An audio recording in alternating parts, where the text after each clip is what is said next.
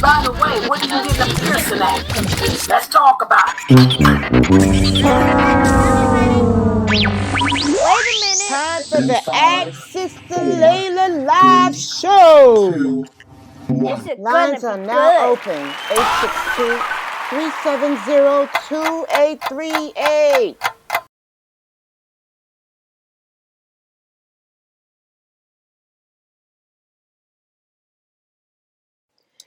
Join us for the Ask Sister Laila live show, streaming on Sunnahfollowers.com and many various streaming platforms. And the special topic this week is how to mend a broken heart. Please join us and Sister Lailanasheeba live right here. Don't be late. Call in 862-370-2828. That's 862-370-2828.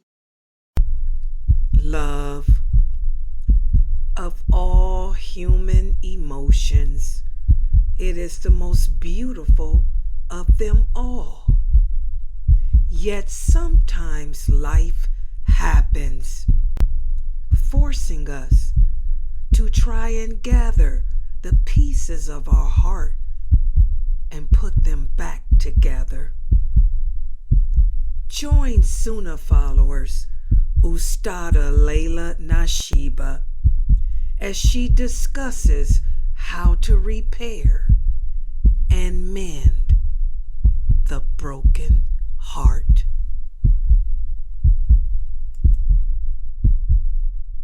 Wa rahmatullah, everybody, and welcome to the Ask Sister Laila live show. Alhamdulillah, and this is our show wherein you come here and you ask me questions about Islam, and inshallah, I'll try to answer your questions to the best of my ability. And if there's a question that I cannot answer, don't fret. I have Dr. Ibrahim Jamali, who will be on standby. And also we have Sheikh Morsi. So any questions that you guys have about Islam, all you have to do is type them on the screen. And just to let everybody know, we are streaming simultaneously on almost every major social platform. We're streaming simultaneously on YouTube, on Facebook, on Instagram, on Twitter, on DLive, on Twitch, on Trovo. We're also streaming simultaneously on LinkedIn, also Mixcloud. So whatever platform you prefer, you can just type your question. And also you can join the Sunnahfollowers Zoom room. Let me put that in the little stream thing there too. Let me see. Let me put that in. Do I have a little thing for the stream for the join the Zoom room? Let me see. It should be up here. If you want to get on the microphone to ask your question live, you can simply just come to www.sunnahfollowers.net and click on join. Here it is. Click on Zoom room, and that'll bring you right into our Zoom room. And you can get on the microphone and ask your question live, or you can use the video too. If you want to use video, just let me know, because I don't want to turn it on now because I don't need people coming in here without hijabs on. But if you would like to use the video or to use the microphone, let us know, and we'll give you video access. We'll give you microphone access, and you can ask your question that way too, or you can type your question in the Zoom room. And I do have moderators standing by. Alhamdulillah, Sister Fame, who's one of the students that grew up with me here on this website. She's been coming here since she was a kid. She's one of our moderators. She's on standby, and she'll ask the questions for me, because Sister Ifti is still away, being a grandmother, helping her daughter acclimate to motherhood. And also, for those of you who would like to call in your questions, in fact, let me get our little phone together here. I forgot about our little Sunnahfollowers phone. Let me turn it on. Hold on. Wait a minute. Y'all know I don't know how to turn on this old phone. There it is. Okay, it's an old phone. But you can also text us, and that's the phone number here. Let me put that phone number in here too. Give me a second. Let me fix this up. Okay, and so you can also call in. Let me write that. Call in your question or WhatsApp us at, what's the number? Read it off. 8 what? Hold on. 862 Wait a minute. 270. I didn't put the thing up. Hold on. Let me get back to it. Oh, I'm sorry, guys. 862 270 270 2838. 2838. I know that our ads never have the questions right. Okay, the number right. But there it is. Oh, somebody's texting already. I just turned that phone on. Yeah, you can also, like I said, join the Zoom room at www.sunnahfollowers.net. Click on Zoom room, or you can call in your question or WhatsApp us at 862-270-2838. Or you can type your question here on whatever platform you're on or whatever. Just pick whichever one is best for you. Let me look at this. Woo! A lot of stuff on here.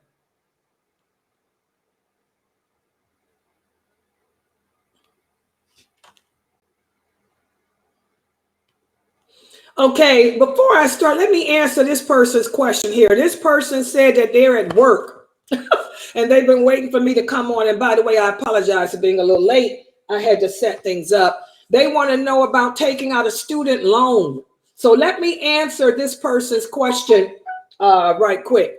Okay, because the person is sneaking away at work, and I know how that is.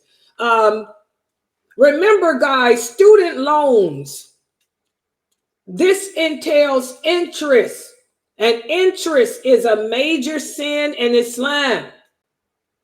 You should not take out student loans. There are alternatives to that.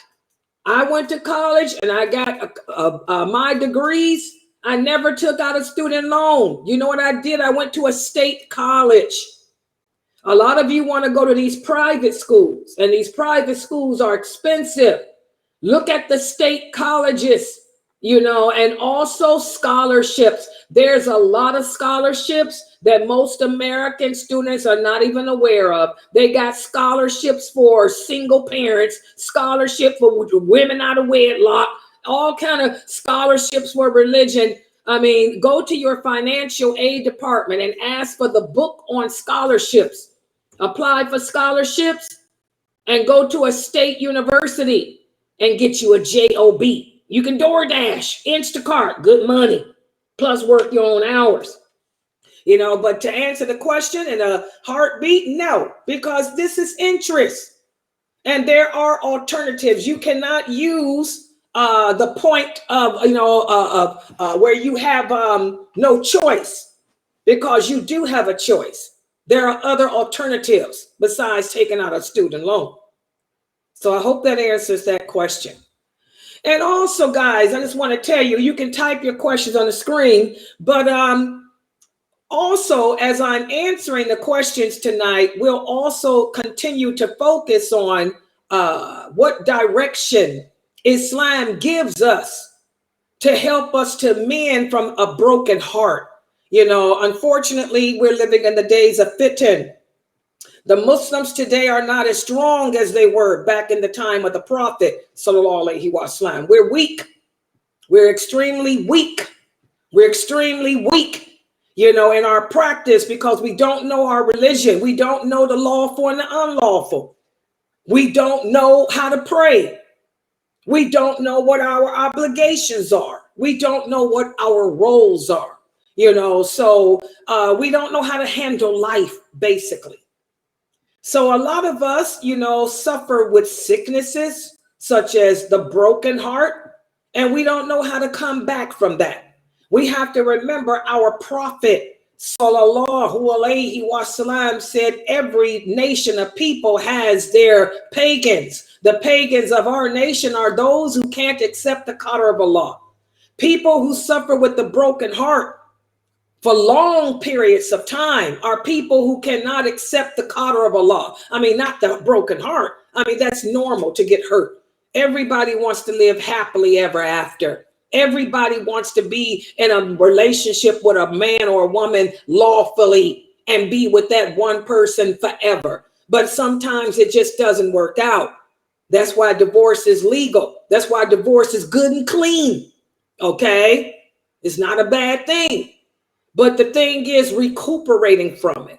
And so we're going to be speaking about it, in this session too. Last week, we talked about the different stages that we go through to mend our broken hearts. Well, today I'm going to give you 7 tips on how to come out of that, how to repair yourself and how to heal.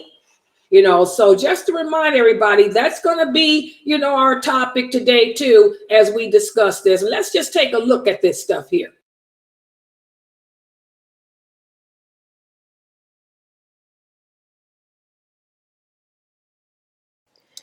Join us for the Ask Sis Laila live show, streaming on Sunnahfollowers.com and many various streaming platforms. And the special topic this week is how to mend a broken heart. Please join us and Sister lailanasheeba live right here. Don't be late. Call in 862-370-2828. That's 862. Love, of all human emotions, it is the most beautiful of them all. Yet sometimes life happens, forcing us to try and gather the pieces of our heart and put them back together. Join Sunnahfollowers Ustada Lailanasheeba as she discusses how to repair and mend the broken heart.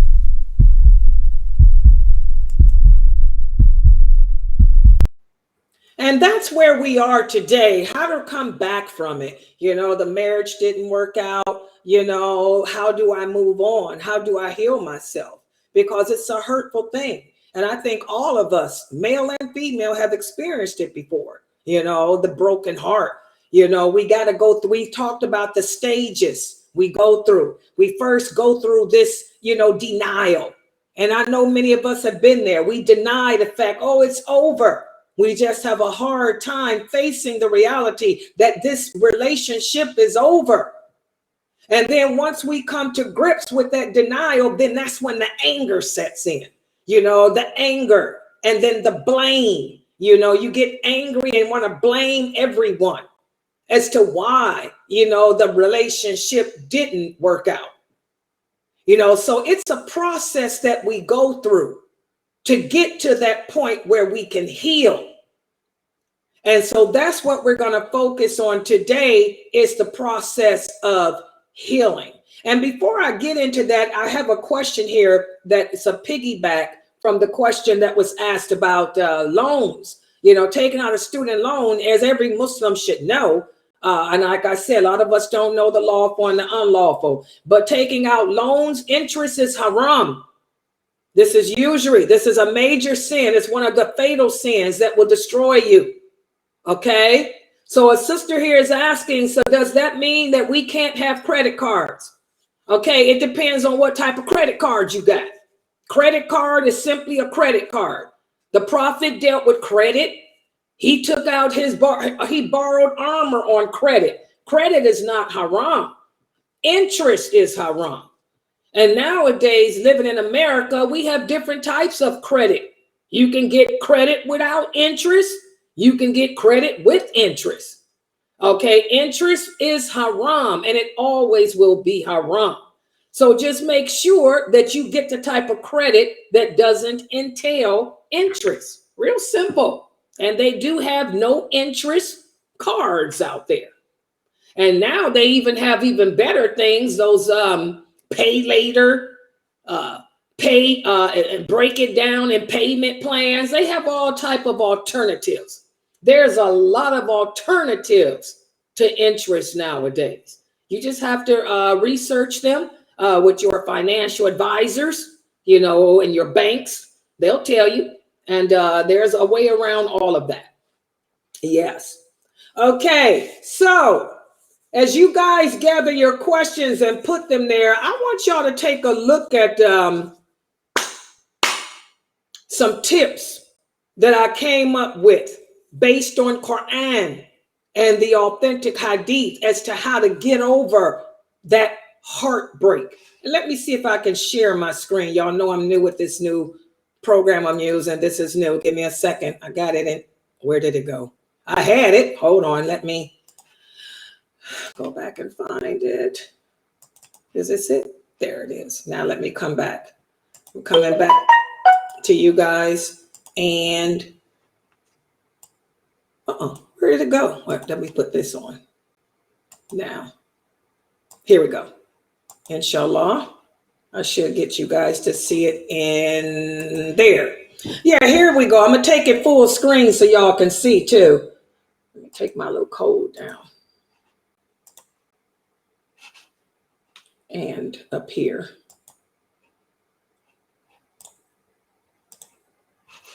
Let me take this full screen and let y'all see some tips that I came up with that can help us to get over, you know, heartbreak.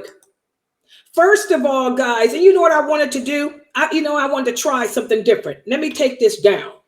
I don't want to use it this way. Remember, I just found another way I can do PowerPoint. Let's see if I can show myself here. I want to try it the other way. You know me, I'm always experimenting with the new. I'm always looking into that which is unknown to learn it. Zoom meeting, that's me. Here I am. And back to you guys. Let me experiment with something new. I want to try this with my PowerPoint. This might be better. Because this is not a class. Yeah, this is not a class, so this might work better for me.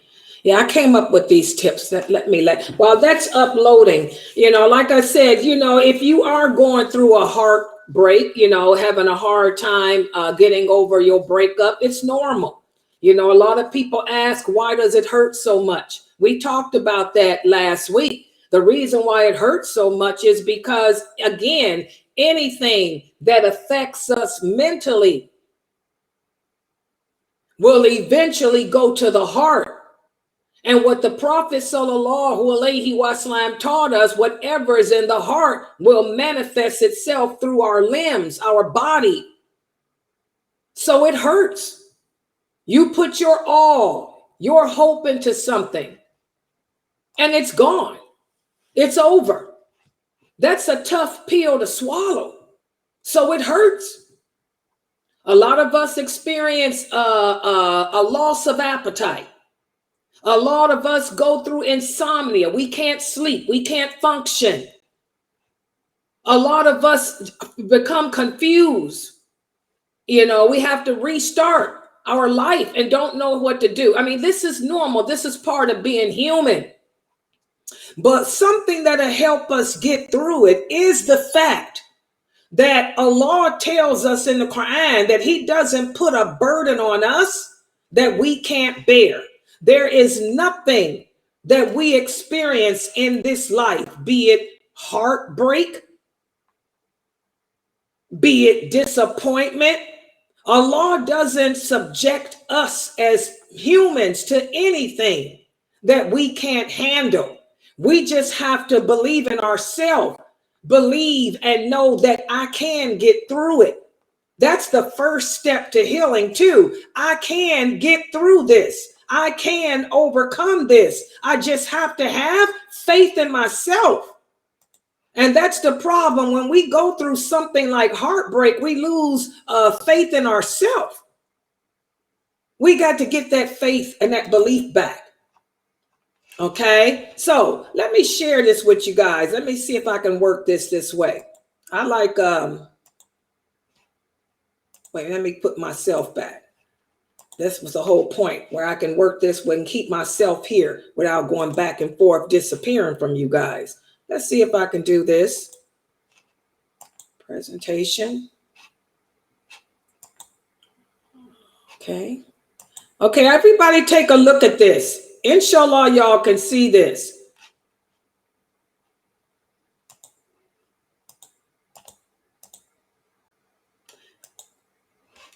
Okay, today what I'm going to do is speak about some of the tips that Islam gives us as to how to heal, our broken heart. What are some things I can do to overcome this? Well, the first thing is you have to allow yourself time to grieve. You have to allow yourself times to grieve. Embrace your feelings. Embrace those emotions. It's okay to be sad. It's okay to be angry. Acknowledge what you're feeling and don't judge yourself for it. Don't make yourself feel like you're weak, because those feelings that you are experiencing, those feelings that you are encountering, they're part of the healing process, guys. And that's how a lot of us lose it. A lot of us, we want to, not admit that, oh, well, if I cry, that's a sign of weakness. Now, crying publicly is one thing. Crying privately is something different. You don't want people to see you sweat. You don't want a person to know that they hurt you. So crying publicly, you can avoid. But don't keep those feelings locked up. Let it out. When you're at home by yourself, yell, scream, throw something, break a dish if you need to. Let those emotions escape. Let them out. We have to remember Allah tells us that He will never change the condition of a person until we take the steps to change ourselves first. And that's what grief is. It's a process. So you have to allow yourself to go through it, sisters. Don't run away from it. Let it out. Because if you don't let it out, it's going to take its toll on your body. It's going to take its toll on your mind. Your health will decline. You'll become mentally incompetent. So do not avoid the emotions. Let it out. And once you let it out, turn to Allah and ask Allah to help you guys. Turn to Allah and ask Him to give you the strength to overcome it. Y'all understand what I'm saying? That's what we have to do as women. It hurt. You love that brother.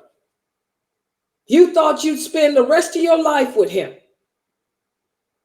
But it just didn't work. He hurt you. He disappointed you. He lied to you. He betrayed you. Whatever emotions you are feeling, get it out. In private, in your home, because you don't want the brother to know that he won. You don't want the brother to know that he got the better of you. Cry it out. Scream. Holler. Tell yourself you were stupid, if it'll make you feel better. And then turn to Allah and talk to Him. What y'all think about that? I know I don't have Ifti here, but anybody got something they want to say about that from my Zoom room? What do y'all think about that? I agree with you, Laila. You can't hold that in. It's like holding in some type of poison, except it's an emotional. And it can destroy you. What you have to do to heal is you have to let go and turn to Allah for strength. Yes. Allah knows what you're going through. And Allah can help you. But you got to be willing to take the first step yourself. Let go. Yes. And that's what happened. I'm doing the stories of the female companions to you guys. Subhanallah. Look what happened. Look what happened to Ruqayya, radiallahu anha, the daughter of the Prophet, and her sister, Kulthum, when they were married to the sons of Abu Jahl. They thought that this was it. They were going to be married. But on the day of their marriage, right after their marriage, they didn't even get a chance to consummate it. Their father, Abu Jahl, and his wife, they made their sons divorce them and send them back to their father humiliated. Can you imagine how brokenhearted they were? We talked about it. Ruqayya was very brokenhearted. So was Kulthum. They both isolated themselves. That's the first reaction we have when something hurts us, when somebody disappoints us. We want to hide. We want to isolate ourselves from the world. That's okay. Isolate. Go into isolation.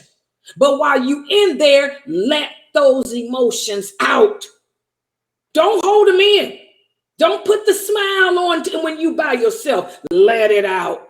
Let that anger out. Let that hurt out. Cry. If you got to vomit, vomit. You got to have a BM it out. Whatever. Get it out. Subhanallah. Okay. Let's see. And also I have a question here from Sister Laila. She said, Sister Laila, my nephew asked me if he can do the aqiqah back home instead of here in the U.S. And I said, yes, you can. I just want to make sure that I'm not getting, yeah, he can. Exactly. And aqiqah is something, a ritual, the ritual that we do whenever a woman gives birth to a baby. And yes, they can do it back there. Yeah, he can have it done there. Plus the charity that they would get and all that. Yeah, so there's nothing wrong with having the aqiqah done back home. Okay, and also we have Sister Jamila.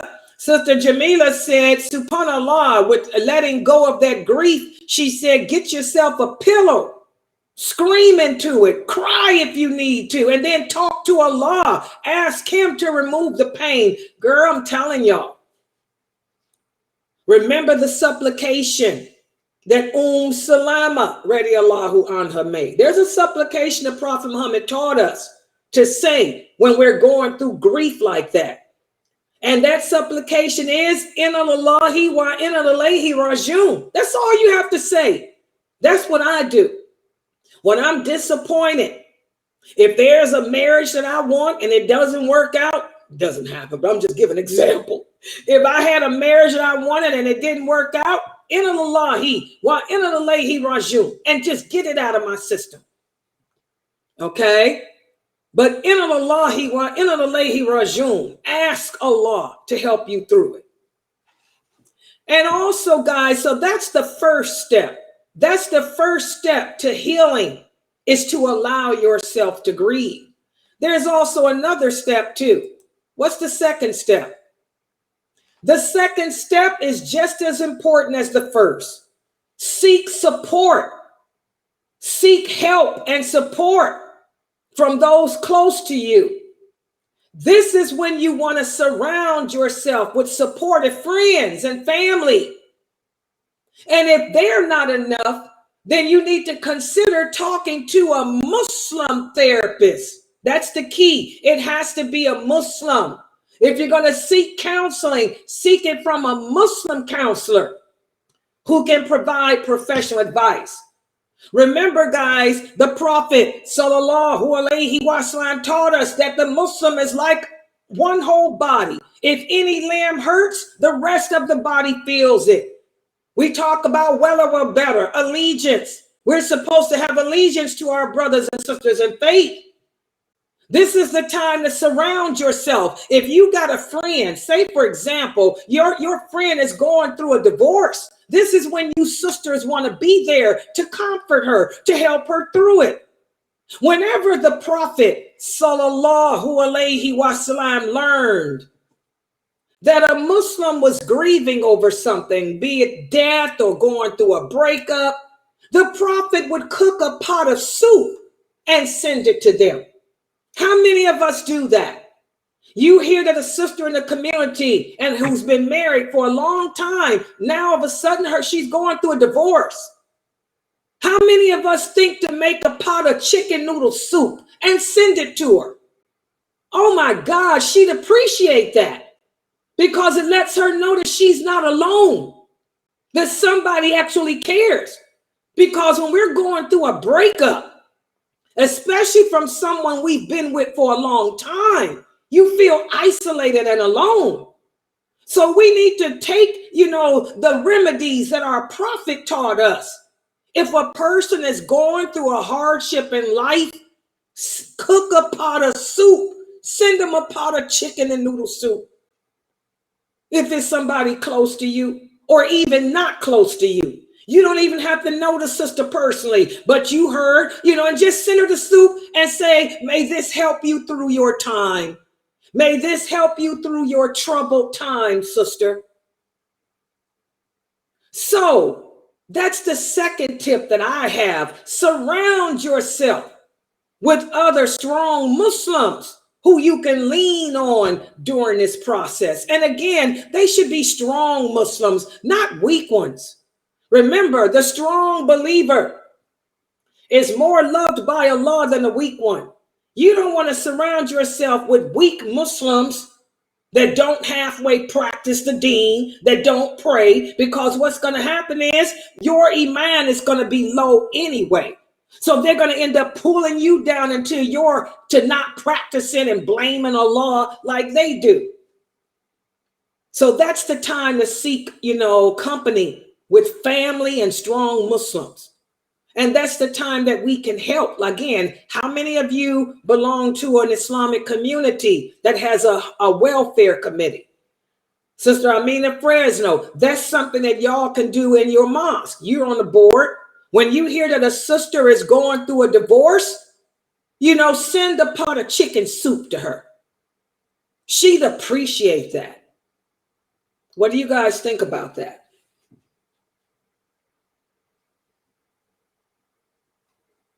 I never really thought about that, sending something to someone at that time, but it's just like if you're grieving a death, you're not thinking about cooking or doing things for yourself or taking care of yourself. You're just sitting there grieving. So something like that, send them some food, really is a big help. And I didn't even think about anything like that. Yeah, that's something. I keep telling y'all, if I had been a man, I'd be a bad imam. I'd have a mosque filled with people because I'd be a good imam. Subhanallah. Because I'd be trying to live in accordance to these hadiths. Okay? I'd have a health and welfare committee. Who got divorced today? Who's going through an edat? Did anybody send the sister a pot of soup? It's not just for death. Because like Latifa said, a breakup, that hurts. It feels like death. When you're going through a heartache, oh my God, it feels like somebody ripped your heart out. It hurts. Your stomach hurts. Oh my God. This is why I don't like love. Let me tell y'all why lailanasheeba can't handle love. When I love a person, I love them. My past marriages, I love you down to your last week's underwear.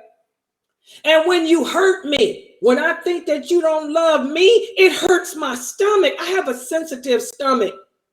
I have irritable bowel syndrome. That's the broken heart. I can't handle it. It's too much anxiety. I go through irritable bowel syndrome. My stomach hurts. I can't eat. I can't sleep. I got insomnia. Oh, I'm sick. I got GERD. My GERD comes up. Oh my God. Heartache is death, guys. It's like you're dying. You feel like you're dying. So send the person some chicken soup at least. Some chili. That's something that we all need to do. Chicken soup is a comfort food.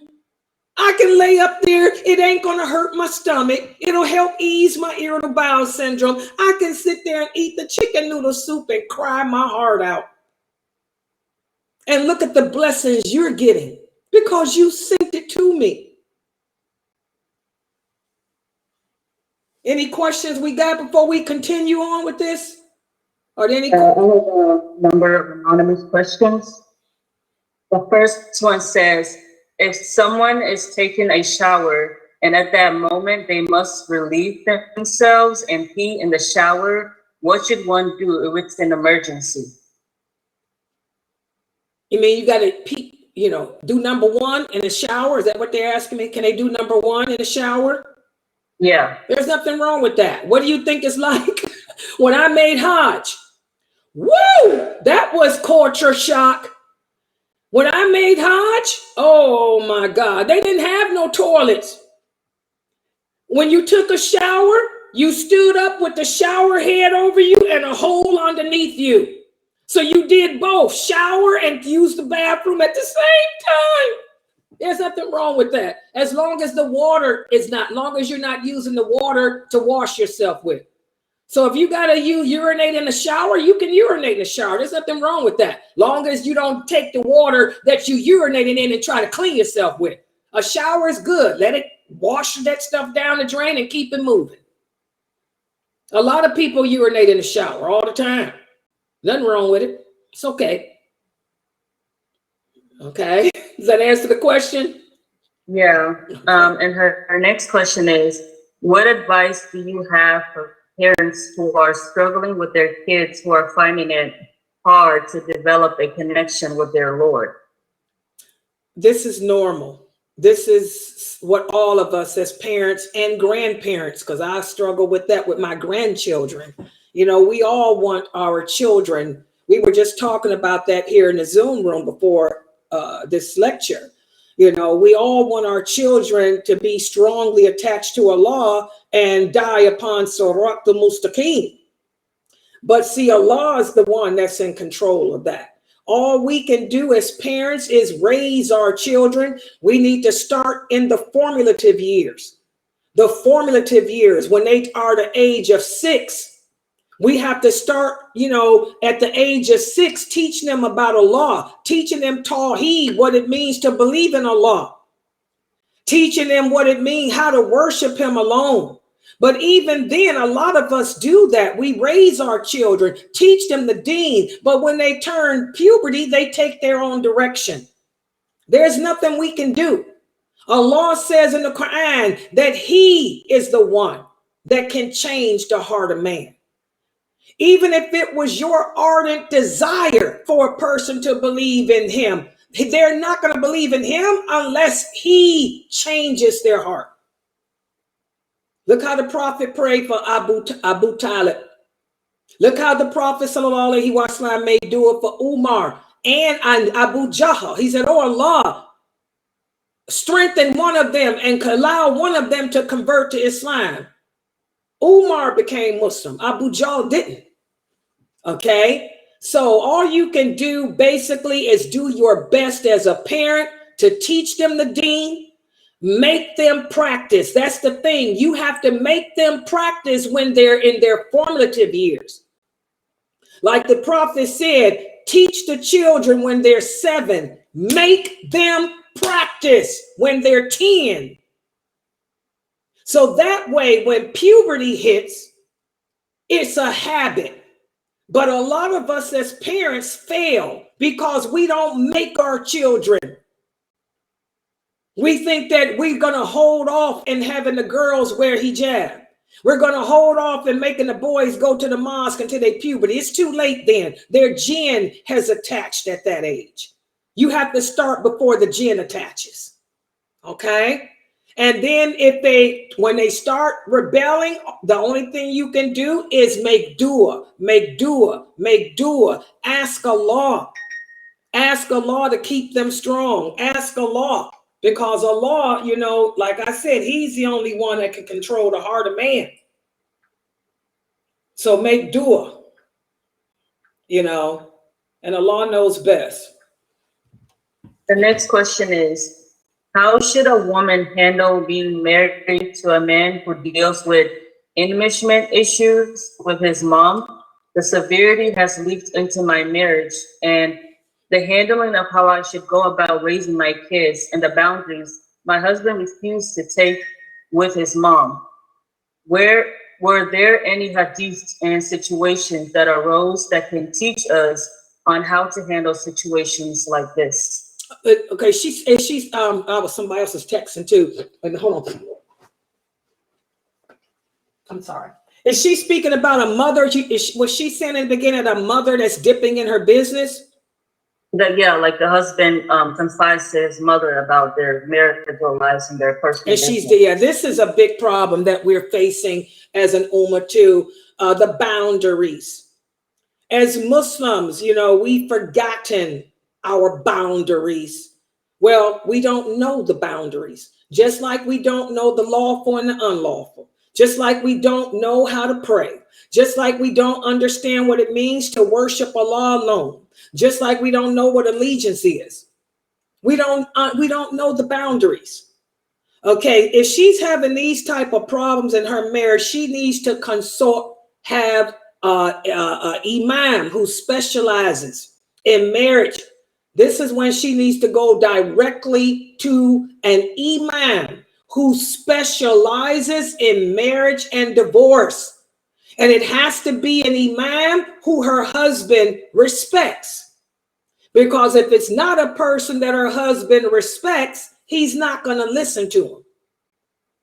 So she needs to contact the imam of her community and make an appointment with him that he come to her home.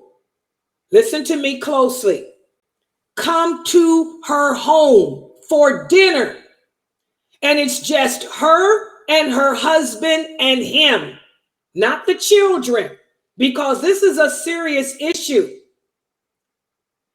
You invite the imam to your home for dinner with you and your husband.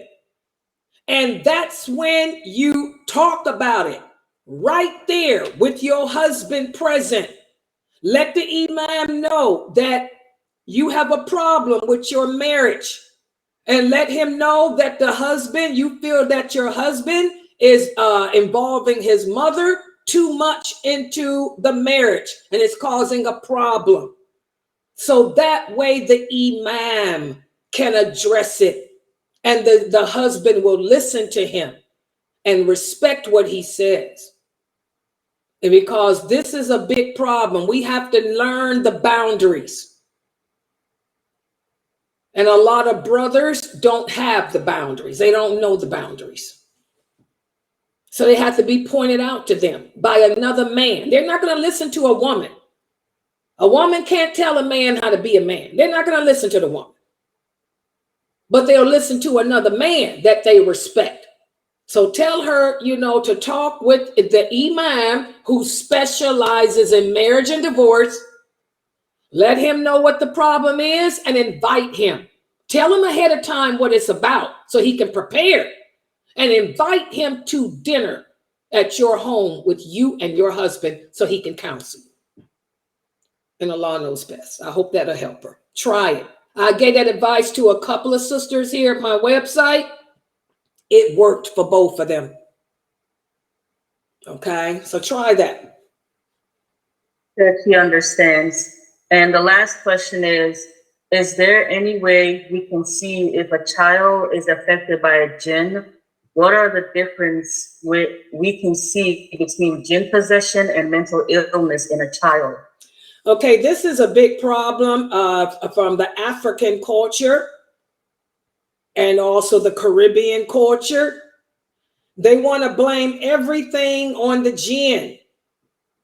When the jinn ain't thinking, of course, jinn do possess people, but the people they try to possess is somebody that's not insignificant. Okay? Most likely your child has mental illness, because if your child was possessed by a jinn, you would know it. I worked in this field. I just retired from it. I worked in this field for the past 36 years. I consider myself an expert at jinn possession because that's what I've been doing for 36 years. If your child was possessed by a jinn, you would know it, because your child would not be himself anymore. He wouldn't look the same. He wouldn't talk the same. He wouldn't behave the same. He would do things that no human being does. He'd turn his head in a circle. He would take his head and stick it through his legs and come on out. You would know if a person was possessed by a jinn or not, because it's a scary thing to see. And you would know that your child is no longer there. They would not have the same voice. Their eyes would be like this. So it's not jinn possession. And it wouldn't just go away easily. That child would have super strength. That child would have the strength of 20 men. It would take 10 big men to hold that little child down. So we have to stop blaming everything on jinn possession and instead face the reality that life has caught up with us. And what do I mean by that? Well, in some cultures, there's been a lot of intermarrying. This is one of the dangers to intermarriage. Cousins marrying cousins. When we're marrying cousins, we're keeping certain sicknesses in a family because certain sicknesses are hereditary. Mental illness is hereditary. Schizophrenia is hereditary. Bipolarism is hereditary. The mental illnesses are hereditary. There are sometimes some exceptions, like you fall and hit your head or something and you mess up your brain. No, but this type of sickness is hereditary. And unfortunately, it's caught up with us. A lot of this cousin marrying cousin. Okay? So we have to stop blaming it on jinn possession and just accept the reality. Just like we go through stages in mending the broken heart, we go through stages of acceptance too. It's hard for us to accept that something is wrong, that nobody caused it. It's just something innate within us. So if your child is behaving in a different manner, then you need to get psychological help for him or her. Take her to a psychiatrist. They can test that child to see if that child has mental illness, and they can tell you even what kind of illness he or she has, and there's medication for it. That's the good thing. Allah tells us in the Quran, sickness comes from him, but he never sends a sickness without a treatment. So take the treatment, and then maybe he'll give you the cure. So if your child is acting differently, take him to a psychologist or a sociologist or whatever, and they can have him diagnosed. But no, it's not jinn possession. If your child was possessed, baby cakes, you know it. You be running out that house. You be afraid of him. He be beating you up, killing you almost. Jinn possession ain't nothing to play with. And it's a scary thing. I tell you guys all the time, go watch the original Exorcist. Y'all want to know what jinn possession is? Go watch the original 1970s Exorcist. That's jinn possession. And they do those things. Everything in that movie is what they do. Okay? And Allah knows best. Next question is from YouTube. Can you read Quran with the intentions that is for the dead so they get the deed of your recitation? No. The Prophet Muhammad sallallahu alaihi wasallam talked about this. Him and his companions. You remember the Prophet sallallahu alaihi wasallam told us the best of this nation were those who fought and died during the Battle of Badr and the Battle of Uhud and the Battle of the Trench. There is no hadith. I repeat, there is no authentic hadith on this planet that says the prophet used to go and read the Quran with intentions of Hamza receiving his rewards, or with the intention of Abu Salama receiving his rewards. Remember, all actions of worship are haram unless the prophet sallallahu alaihi wasallam or Allah said it's not. So there's your dalil. And nobody loves a dead person more than the prophet loved his dead companions. But he didn't read Quran for them. And Allah knows best. Okay? And we have to be careful. And let's take a break from the questions now. We talked about how the second way, or the second tip to mending a broken heart is to, seek support. Seek support from our friends and family. Well, also, there's another tip here I have for you. Self-care. We have to take the time to dedicate to yourself. Again, when you're going through a broken heart, you don't want to eat, you don't want to sleep. All you want to do is just loathe around. Well, we have to take the time to eat well, engage in activities that will put a spark in your heart. Okay? We have to remember that the Prophet sallallahu alaihi wasallam told us that the human body, our bodies are amana. They are a trust given to us by Allah. And Allah is going to ask us how we cared for our body. On the day of judgment, our body is going to either testify for us or against us. It's going to say, oh Allah, she couldn't handle the divorce of her and her husband, so she neglected me. She didn't feed me. She didn't put the medicine in me that the doctor told her to put. And as a result, I deteriorated. We're going to be held accountable for that. So as we're going through this broken heart, the grieving stage, as we're going through the grieving stage and the support stage, take care of yourself. And I'm going to tell y'all what works for me. Exercise. Exercise. Oh my God. Whenever I get lonely, depressed, angry, upset, I work out.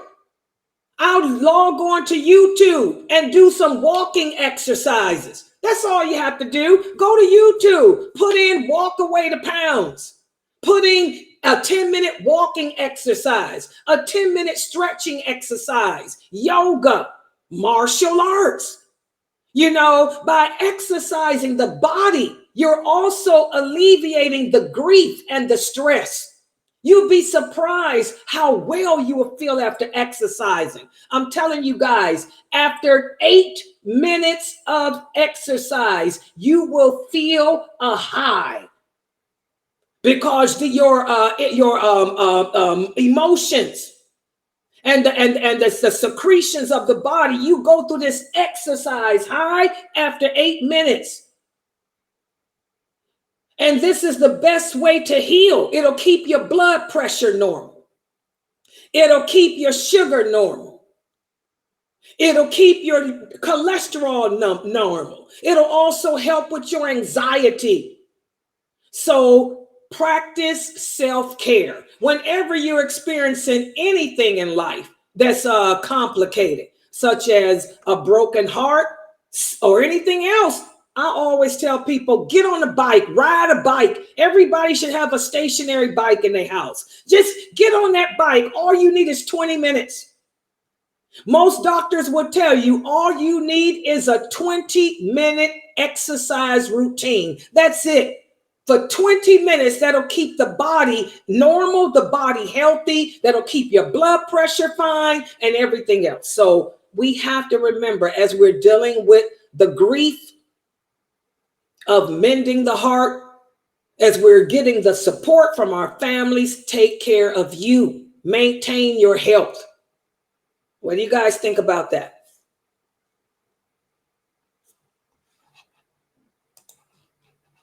Anybody?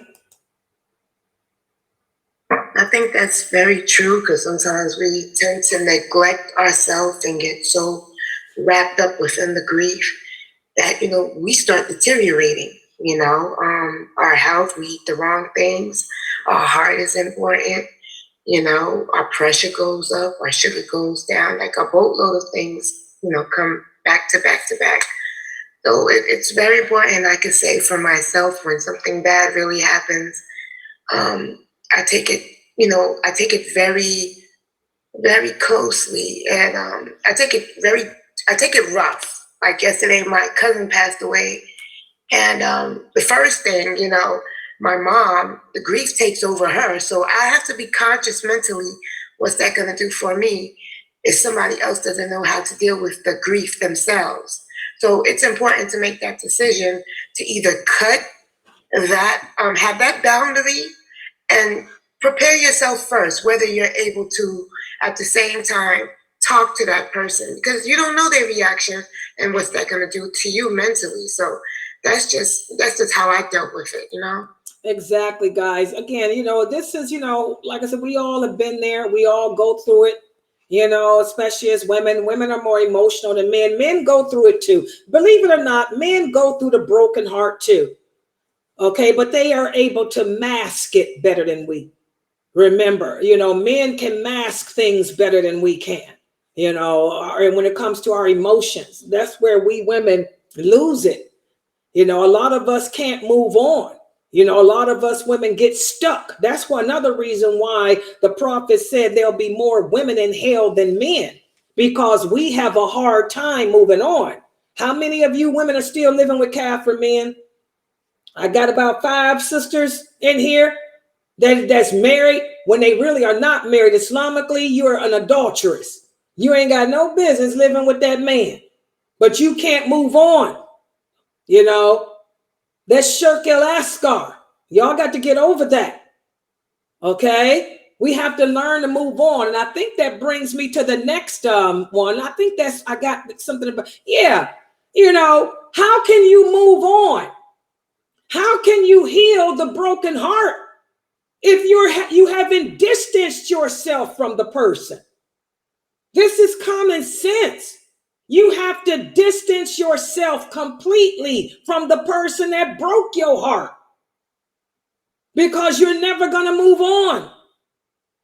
And this is why Allah makes the rules. Allah lets us know that once a man and woman are divorced, you are now strangers. You're now strangers. Allah tells us any Muslim, any woman that converts to Islam, her husband is no longer her husband. He's a stranger. You have to separate immediately. There's no living together.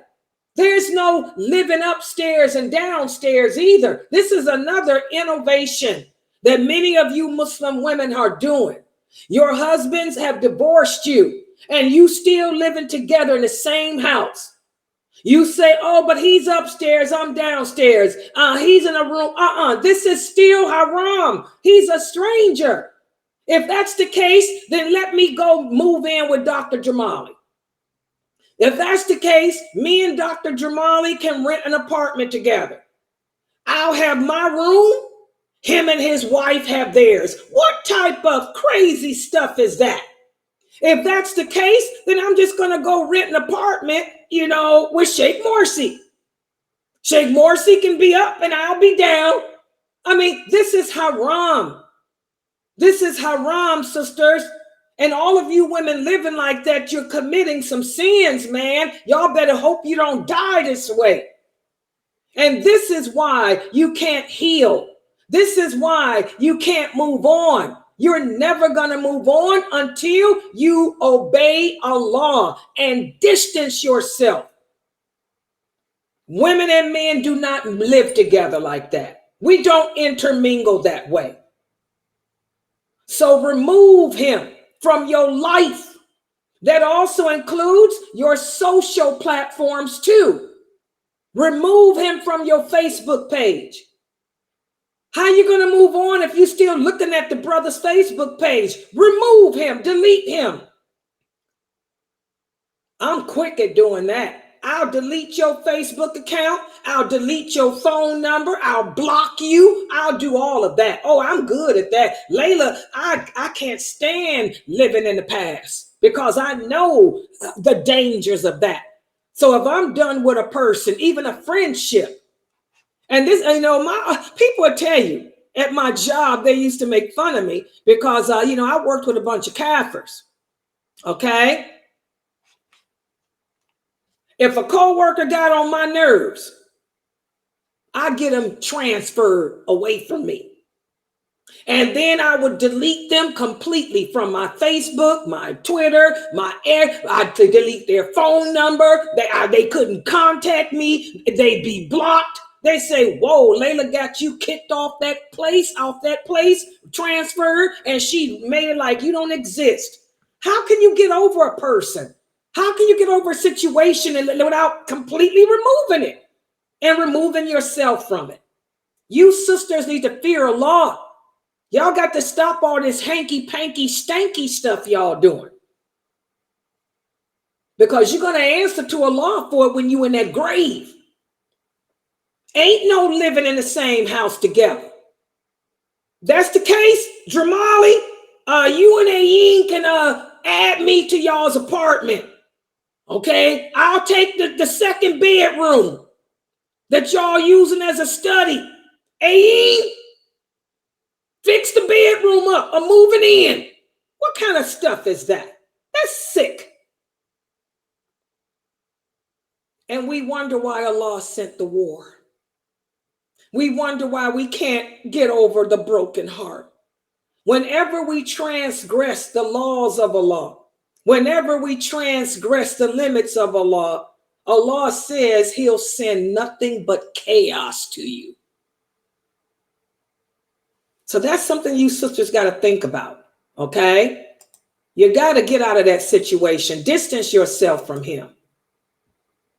And also, once you distance yourself from the man, focus on yourself. Channel all that negative energy to something good, whether it's a hobby, whether it's school, a career, learning your deen.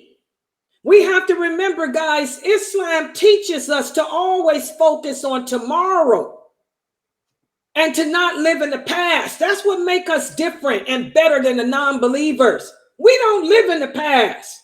We learn from our past mistakes. And then we constantly move forward, hoping to please Allah. This is what distinguishes us Muslims from the non-believers, guys. Y'all have to understand that. Whatever bad happened to me in the past, it made me the strong woman I am today.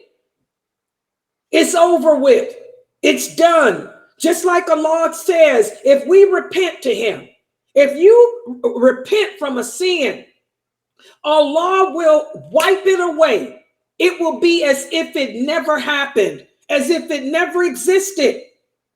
That's how we Muslims view the past. It's like I learned from it. A Muslim is never bitten by the same snake twice. A Muslim doesn't fall into the same hole twice. So you learn from it and keep it moving. I don't want to talk about it. I don't want to think about him. I don't want to hear about the good old days. I'm already reminded of you with the kids because they look like you're behind. But that's it. I don't want to hear about it. We're two ships. Remember, there ain't no good guy. There ain't no bad guy. There's only you and me. We dare just disagree. Keep it moving, old man. Y'all remember that? Keep it moving. It's over. Okay? Y'all got to get out of the past. So focus on something that's life-changing and meaningful. I'm going to better myself as a Muslim. So I'm going to study my religion more. I'm going to learn what my roles are. My role is as a wife and a mother. I'm going to learn what my rights are as a woman too. What can I wear? What exactly is haram for me to wear? I'm going to find a teacher that's bona fide and qualified to teach me my deen, and it's going to be a female teacher. Because I've learned that you brothers hide things. Focus on rebirthing yourself, guys, growing yourself and growing your relationship with Allah. What y'all think about that? We get stuck in the past. A lot of women do. You can't move forward. He did this to me. It's over. So what? It's done. I survived it. I'm a survivor. Remember that? I'm a survivor. Soul Plane. Wasn't that Soul Plane, Tifa, with Kevin Hart? Yeah, that was. Keep on surviving. I'm a survivor. But you know, you were talking about that distancing. That's one of the best things. I can testify to that. That's one of the best things you could ever do for yourself and put your mind on something else. And when you make that step, you don't realize how much Allah will work on your heart for you, where every day it's less and it's less, till eventually you don't even realize that you ever loved that person, or that person ever was so important to you, and different things that you'll hear, that remind you of that person. You'll start applying it to Allah. Because I used to have this song, Simply the Best, that I used to love to sing about that person, and now I put Allah's name in there. Yeah. And that makes, and it just happened. It wasn't like I sat up and decided, oh, this is what I'm going to do. It just happened. And I know that was nothing but Allah that made that happen. Exactly, guys. And a lot of people ask that question too. How long does it take to get over a broken heart? It depends on you. You ain't going to never get over if you living in the same house with them. You ain't going to never get over him if you still in touch with him all the time. Calling him on the phone, texting him. You got to move it. Keep it moving. Leave the past. Let past bygones and past people be past people. It's done. We're done. Keep it moving. And then also, when you do eventually see them, it's like you just seen another person. It don't even bother you. You just, other times I'd be like, oh, I can't see him. I'm going to be this way and that way. But when you stay away from him, when you see him, it's like, oh, that's just another colored person I knew. That's what I say. When I, Latifah knows been on me since I was 12. The first guy I was married to, Al Capone. Yeah, I was married to Al Capone. Al Capone was fine, and I thought I loved him like whatever. I thought nobody thought I'd ever get rid of him and divorce him, but I did. And I totally isolated myself from him. I wouldn't have nothing to do with him. Yeah. So when I did see him, it was nothing. No, my heart didn't do the beeps that it used to do. I looked at him like, oh God, what did you do to your teeth? I started seeing things about him I never saw. I'll never forget, I told him, because he had lost some teeth or something. I said, you work with your hands, brother. You better go out there and cut down a tree and make you some dentures like George Washington did. I'll never forget, I told him that.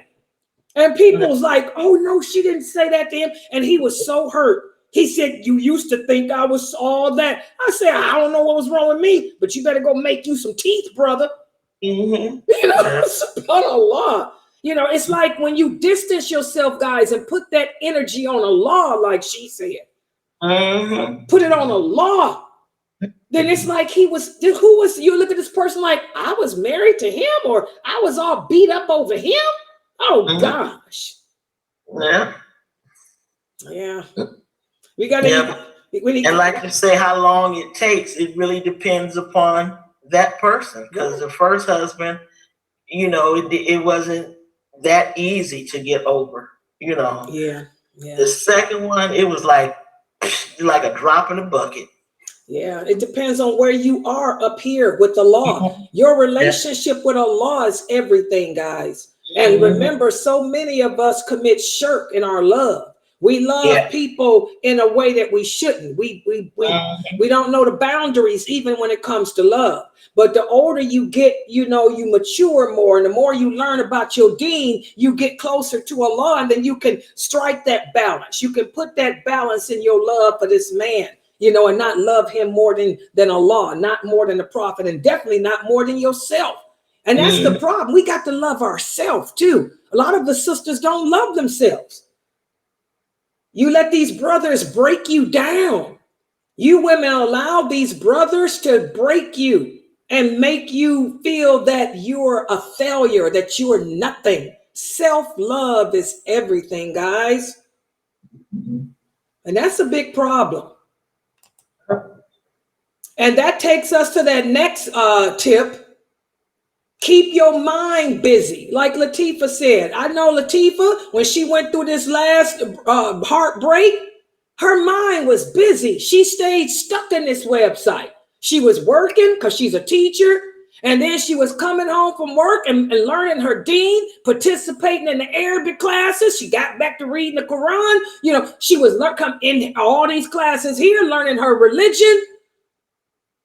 You know, we have to understand, guys, the Prophet sallallahu alaihi wasallam told us that it's when the mind is idle. That's when shaitan will creep up on us. That's when shaitan will come and put those thoughts in our mind and whisper into our hearts. But if you keep your mind busy on Allah, remembering him, learning the Quran, learning about your religion, that's why I made this Zoom room the way it is, where it's a 24-hour thing. This Zoom room is open 24 hours. I did that on purpose. Did it on purpose so as that there will always be someone here, you know, someone here, you know, to talk to you. If a sister's going through a hard time, a sister's having a bad experience, she can log into our Zoom room and one of us will be here, you know, to help her and coax her and support her. You know, my classes, why do y'all think I have classes all day like this?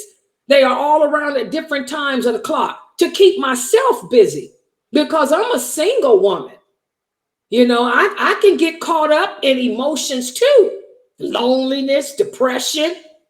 I keep my mind busy teaching the deen, remembering Allah, so that way I ain't got time for the drama of heartbreak. I don't have time for the drama of loneliness and all that dumb stuff. So when you find yourself slipping to the past or slipping into how unhappy you are, go read Quran, go make salat, listen to an Islamic lecture. Subhanallah. We have a comment here from Sister Sharmila. Sister Sharmila said, the quicker we accept that this is what Allah wants for us, then the sooner we can move forward. Exactly. Sharmila hit it on the nose. You know, that's the problem. A lot of us cannot accept the qadr of Allah. We cannot accept that this is what Allah wanted. You may have wanted to still be with that person. You may have wanted to be with that person, but it's not what Allah wanted for you. So we have to accept that Allah's got something better for you. Like I told you guys last week, if it's not in this world, then he's got something better waiting for me in the hereafter. We have to accept that and move on. So what do you guys think about that so far? Those different tips that I came up with. What do y'all think about those tips? Tiba, they pretty good, huh? You see, I base everything on Quran wa Sunnah. It's all about the Quran and Sunnah. Let me tell you something. Laila got a bunch of degrees too. Everybody has a psychology degree. It's the easiest degree to get. Okay? But what makes my advice different? Really good. Oh, good. You know, we need to hear those tips, because sometimes people just don't realize the simple things that you can do to help yourself get over these things. Exactly. You know, think it's something extreme we have to do, but it's really not. It's just the main thing is take it to Allah and it'll work out for you. I'm telling y'all, that supplication, in Allahi wa in alayhi rajun, it works, man. When I feel myself hurting, that stomach ache that you get with that heartache crap and that irritable bowel syndrome, my stomach hurt. In Allahi alayhi rajun.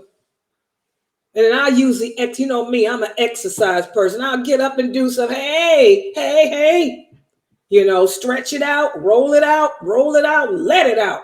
Then I'm fine. Alhamdulillah. And it all starts in the mind, because the more you have time to think about like the situation you're in, the more you're gonna dwell on it. The more you're gonna constantly be like thinking about what if, coulda, woulda, shoulda, you know. And then, but when you are like occupying yourself with something else, remembering Allah, or learning your deen, or you're working, or you have your kids, like you don't have time to think about it. Yeah. So it's busy. Yeah, I've been there. So it's just, you know, and also, like you guys said, distancing yourself from the person as well, because the more the person you're around them, seeing them and like getting in touch with them, is going to be harder for you to also move on. Exactly. This is common sense stuff, guys. Common sense stuff. Do we have any other questions in there, family? And by the way, let me look at my phone. They're not for now. Okay, I have a question here on the phone too. Hold on, I forgot the brother. Can always tell it's a brother because they use this phone of mine. And I don't know how these brothers. By the way, did you guys see that picture I posted up? Is Norto and them here and Habiba? Well, y'all and Mayleon, y'all see that picture that brother Shaheed made of us from the wedding? Did y'all see that? How did he get that picture? Is brother Shaheed related to one of y'all? He had it up on TikTok, a picture of me, Norto, Aisha, Habiba, and Mayleon at Yasmin's wedding, and Latifa. And he made a nice little TikTok thing about Islam and sisters coming together. I'm like, where did he get that picture from of us? It was a nice picture. We all sitting there dressed in our black and red. I was like, where did he get that from, brother Shaheed? Okay, but here's a question from one of the brothers. Let me open it up. Where's what at? Oh, hold on. Oh, I can't read this good. Oh, this is about the prayer. Okay, the brother wants to know. He made salat and he ended up making more rakats than he was supposed to. What did he do? We get these questions a lot. And this is normal. You know, the shayateen, they play with us when we're praying. Your personal jinn, he starts making you think about the things you need to do and all of that to distract you. Well, the Prophet sallallahu alaihi wasallam said that if you make more rakats than needed, then that's when you, before you give, you taslim out.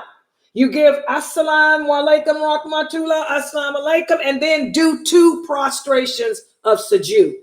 Because you do it after the salam, because it'll take away whatever extra you put in it. You understand? So if you did 5 rakats instead of 4, then you give your salams at the end and make 2 prostrations of sujood. And you don't have to say anything when you prostrate. A lot of people ask me, what do you say when you prostrate? Nothing. You're just doing the prostration to take away the extra. Okay? And that hadith is authentic. It's in Sahih Muslim.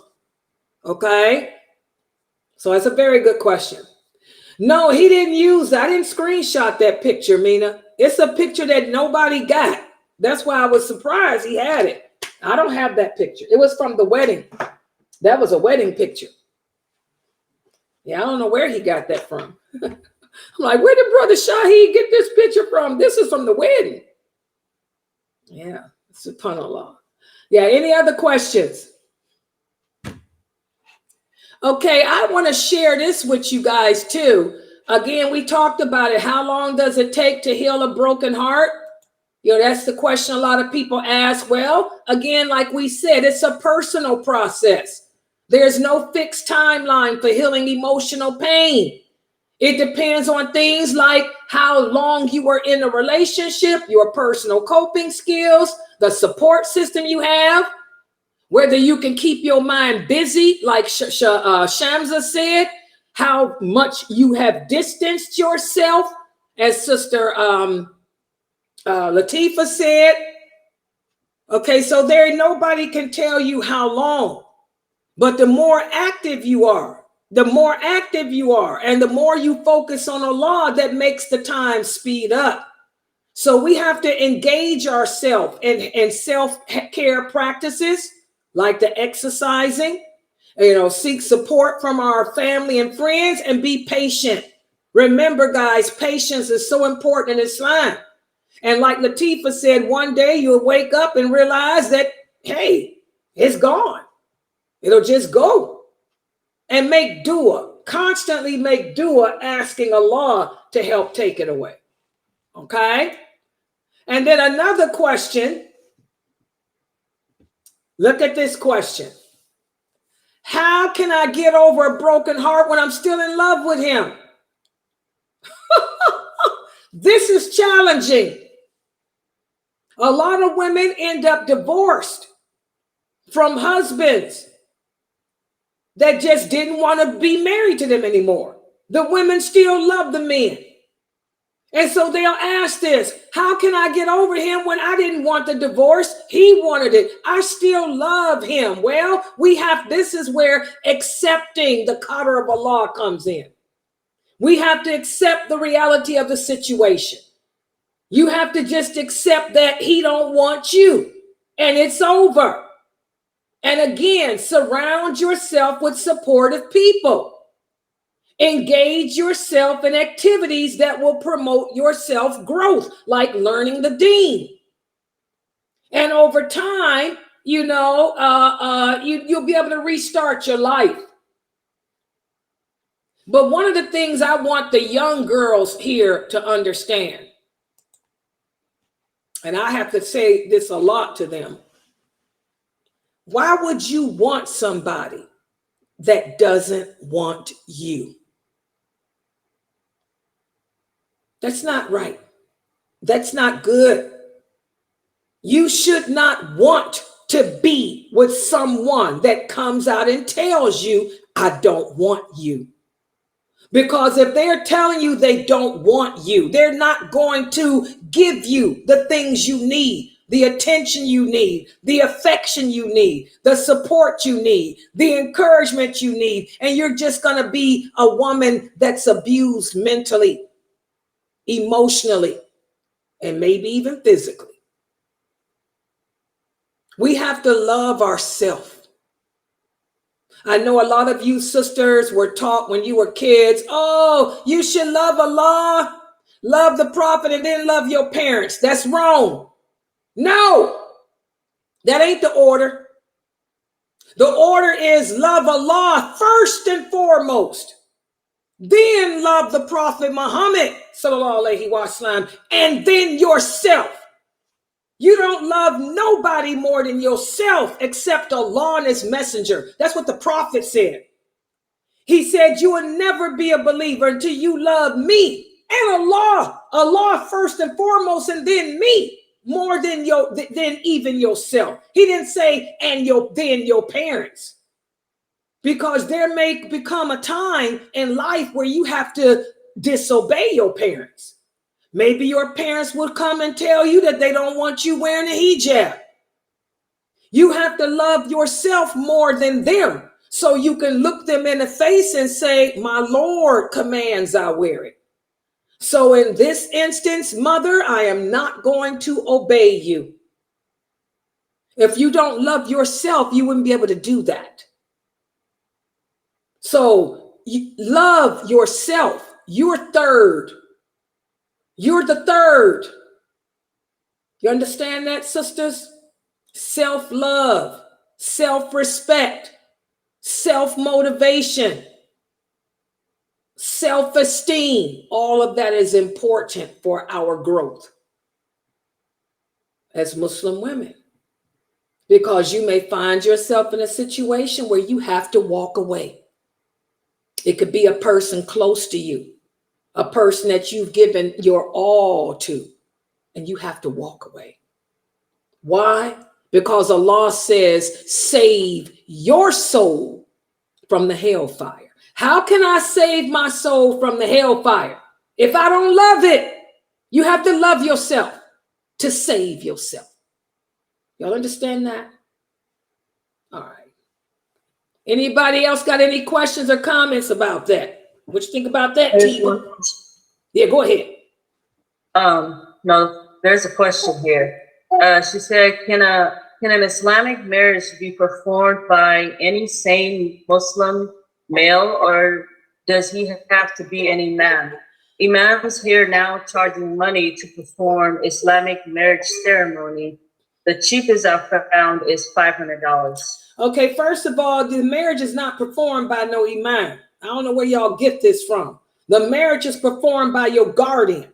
A woman cannot be married without a guardian. The prophet did not say a woman cannot be married without an imam. I don't know where y'all get this from. Who is your guardian? Ask her who's her guardian.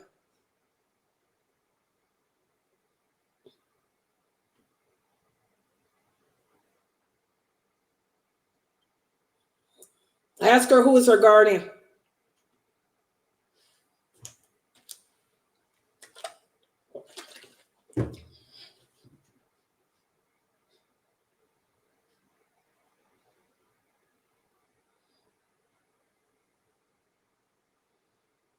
And this is what women don't understand. We're not married. We're not Kafirs. We're not Christians. We're not Jews. We don't get married by no priest. Y'all got to stop innovating.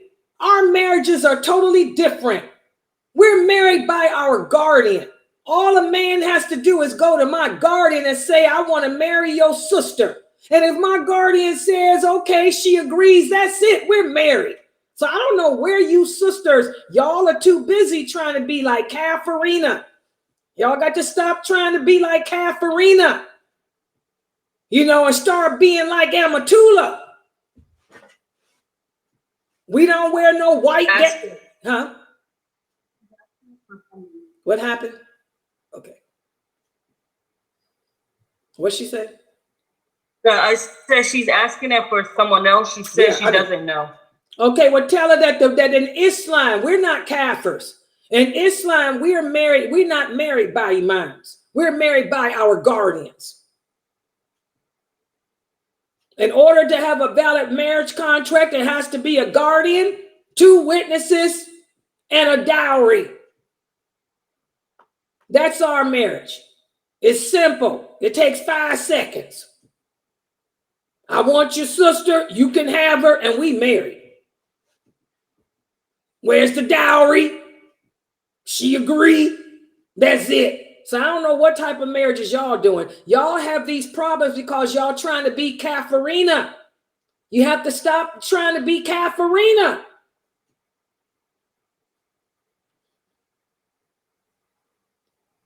A woman cannot get married without her guardian. Is this person asking the question, is she a Bantu? 5 man. Because you know me, I'm going to read between the lines. Huh? No, she's not a Bantu. Is she a convert to Islam? Ask the sister, is she a convert to the religion? Because, we got to go a little deeper. Because, you got to have hikmah and read between the lines. A lot of these convert women get taken for food too. Is this sister that's asking a new to Islam? She has no Muslim relatives? Because my answer is going to be different if it's a case like that. Is the sister that's asking, is she a person that recently became Muslim and has no Muslim family? And some man wants to marry her? And tell her to give me some more information. But but if it's she's a convert, Laila. This is Tony. I was asking a question for a friend. Yes, she is a convert. Okay, go ahead. Give me the details. And she is a convert, and I'm not sure if she have any Muslim family members. Okay, first, so if this is a woman that's converted to Islam, she has no Muslim relatives. I repeat, no Muslim relatives. I repeat, no Muslim relatives. That's male. Then the imam, this is the only time an imam gets involved. This is when whoever the imam is of her community, he becomes her guardian. The imam of the community is her guardian, and he's the one that marries her because he's her guardian. Or he may appoint another brother. He may appoint another brother. He may appoint another brother in the community to be her guardian. And whoever the guardian is would marry her. That's the way Islam is done. It's done in Islam. And of course, the other criteria has to be met, such as the dowry, the 2 witnesses, and all the other stuff. Okay? Does she understand? Yes, she said that the imam is standing in as her guardian, but he's charging her. Well, that's nothing I can do. It's all about the dollar bill. Nothing we can do. How long she been Muslim? I have no idea. I have to ask her. I don't think it's been that long. She ain't marrying some dude just to get married. You better talk to her, Tony. You know how to talk to her. Make sure that she ain't being played. We got a high apostasy rate. Women convert to Islam to marry a man, and the man ends up breaking the women and telling them they can't be a woman and they can't be beautiful and blah, blah, yeah. You talk to her. But if the imam is her guardian, nothing I can say about it. They got a right to charge you money. Nothing I can do. Sorry. And tell her, wait a minute, why is she concerned about the money? Because it ain't her job to pay it. Why ain't the man? That should tell you right there. Tell her that should be a red flag. Whoever this brother is that's marrying her, why ain't he paying the money? Ask her what's the problem. He can't pay $500? Then ask her what's her dowry. Do she have a dowry? Tell her Quran is not a dowry. Quran ain't no dowry. A prayer rug ain't a dowry. This sister getting ready to walk down the road, a path that ain't gonna be too good. If the brother can't afford to pay the imam, then how can he afford to take care of her? Oh, I can see a lot of stuff wrong with that. What's $500? Put it on a credit card and keep it moving.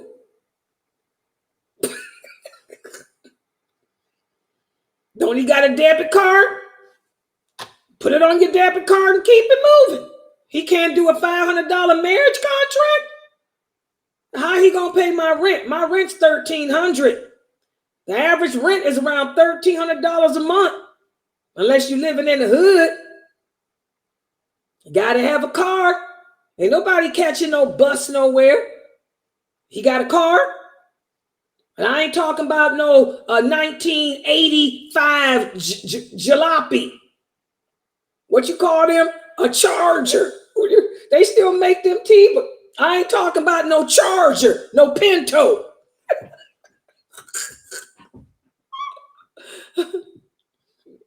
I mean, this is how we have to be. Seriously, y'all sisters know. We've seen too many of these sisters end up in Heartbreak City. They'll be coming on a Sister Laila live show asking how to mend a broken heart because they jumped up and married some man who they didn't know nothing about, who couldn't even afford to pay for the marriage. If he can't afford to pay for the marriage, how can he afford to do anything else for it? I mean, y'all, come on, I'm keeping it real. What's $500? That's nothing for me. My rent's $1,300. I spend $500 getting my face done. Seriously. I spend $500 getting on my facial and my hair. He can't afford to pay my face for a facial and my hair. When I get a facial and my hair done, that's $500. Seriously. No lie. He can't afford to give me a facial and get my hair done? Then well, how he gonna be my husband? You women got to start thinking like that. Does she hear me, Tony? And tell her I'm not being facetious. I'm being real. I'm trying to open her up to thinking. I'm recording it. Because we women get caught up in love. We fall in love with the idea of love, and we end up, how do we end up? Where's Geechee at? How we end up? Let's hit it, Geechee, with that thing. We end up like this. Wait, where is it at? Where's my thing? Where's my broken heart thing? We end up like this.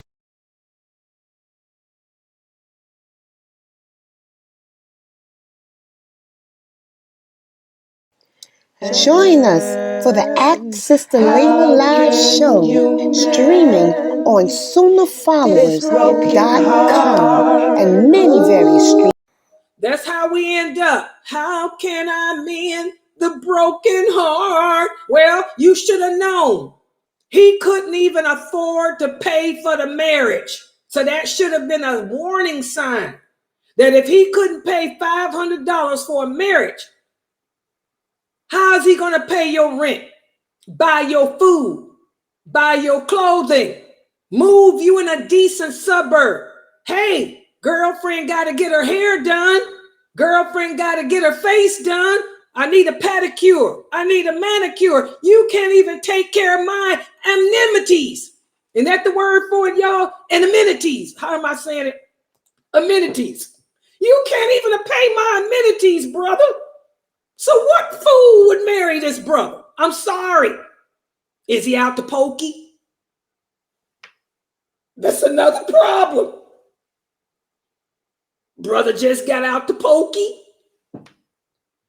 Better let brother get some time to get it together. Seriously. That's called real talk. Any other questions or comments? Yeah, but talk to her sometime. Let her know. Don't be making no mistake. You know? What do you mean? He can't afford to pay the $500 fee? There's something wrong with him. How are you going to pay anything else? That's a facial and a hairdo.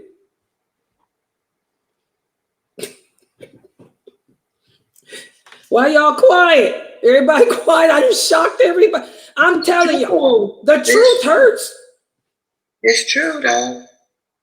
I mean, some people, they just be like, oh, he's going to give me a set of books and he's going to give me an abaya. I'm just happy. And I'm like, what?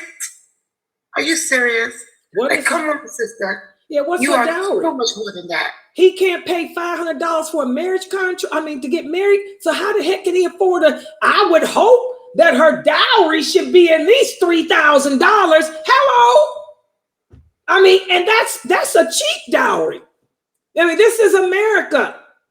Don't y'all think $3,000 is reasonable for a dowry?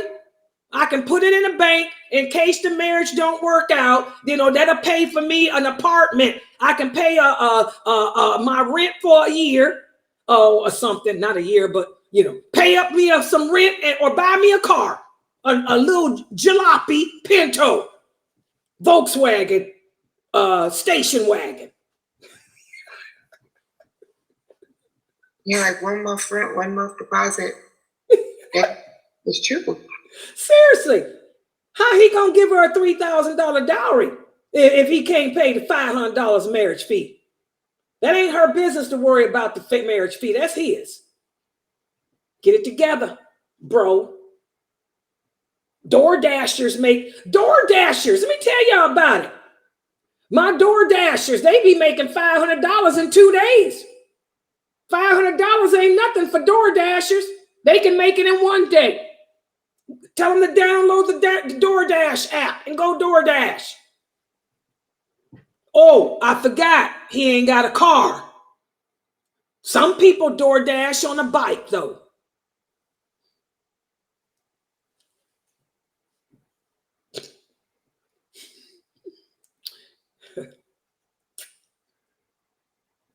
Yeah, that's what I say. 3,000 to 5,000. That's what I mean to say too. The average dowry, a good one here in America, is 3,000 to 5,000, depending on the sister. 3,000 is pretty good to me too.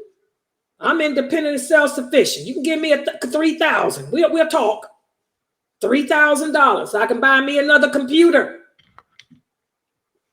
I can buy me another computer and a laptop. That's enough for a laptop and a computer.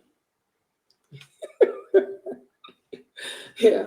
Any other questions or comments? Okay, mashallah, guys. I think we've come to the end of our Q&A today. I can't wait to see how this one goes on the thing. But I think we had a good discussion about the broken heart. I mean, again, all of us go through moments of disappointment in life, guys, where we end up, you know, with our heart broken. Brothers go through it too, you know, but we have to understand that Allah doesn't put a burden on us that we can't bear. You know, there's always, this world was meant to be a test for us. This world was meant to be disappointments for us. Our reward will come later. You know, we got to accept the qadr of Allah and keep it moving. Replace those feelings of love for that person with feelings of love for Allah. That's what I do. I'll make dua. I'll say, oh Allah, remove my feelings of love for him and instead make those feelings be for no one but you. Turn to Allah. Put that love and happiness in the hands of Allah and keep it moving. Okay? All right. I want to thank everybody for joining and participating in this session of our Call In and Ask Sister Laila live show. Inshallah, next week we'll probably have a different topic because this is all there's nothing else to say about the broken heart. Broken Hearts Club, it's time for y'all to tear that club down and keep it moving. Let's call it the Keep It Moving Club with the Moving Forwards Club. Okay? All right, so I'm going to close out for tonight. Subhanakallahumma wa bihamdika ashhadu an la ilaha illa anta astaghfiruka wa atubu ilayk. Assalamu alaikum, and see you guys tomorrow, inshallah. Assalamu alaikum.